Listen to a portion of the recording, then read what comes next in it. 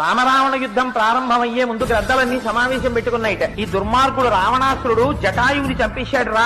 ఎవడైనా రావణాసురుడి తరపున యుద్ధానికి బయటికిస్తుంటే మనలో ఒకడు వెళ్లి వాడి జెండా మీద వాళ్దాం. గద్ద జెండా మీద వాళ్తే మళ్ళీ వాడికి రిటర్న్ జర్నీ టికెట్ ఉండదు. వాడు వెళ్ళడు వెనక్కి. చీకటి పడిపోయిన తర్వాత యుద్ధం ఆపేస్తారు. యుద్ధం ఆపేసిన తర్వాత యువక గ్రద్దలు లక్ష్మణుడు అంగదుడు కొట్టిన వాళ్ళని తినండి. ఎందుకంటే వాళ్ళు ఇంకా ఆఖరి ఊపిరి ఉందనక వదిలేసి మళ్ళీ ఇంకోటి మీదకి వెళ్ళిపోతూ ఉంటారు. అలాంటి వాళ్ళని తినాలంటే కొంచెం దంతపుష్టి ఉండాలి. సుగ్రీవుడు విభీషణుడు కొట్టి చంపిన వాళ్ళని మధ్య వయస్కులు తినండి. ఎందుకంటే కొంచెం పచ్చడిగా కొంచెం గట్టిగా ఉంటుంది. ఇంకా బాగా పళ్ళూడిపోయినటువంటి ముసీలి గద్దలు హనుమ కొట్టిన వాళ్ళని తినండి. ఎందుకంటే ఇంక అందులో ఏం ఉండదు, అంతా పచ్చడే. చక్కగా తీసుకుని 4 మీద పెట్టేసుకోవచ్చు. రాముడు చంపిన రాక్షసులు ఉంటారు, వాళ్ళని ఎవరూ తినకండి. రాముడు చంపిన రాక్షసుల్ని పట్టుకొచ్చి కొండ మీద పెట్టండి. రాత్రి అంతా అయిపోయిన తర్వాత పడుకోబోయే ముందు కళ్ళ కద్దుకుని అందరం నోట్లో వేసుకున్నారు ప్రసాదం అని గ్రద్దలు ఆనాడు తీర్మానం చేసుకున్నాయి. వాల్మీకి రామాయణం మాత్రం కాదు మహాప్రభు.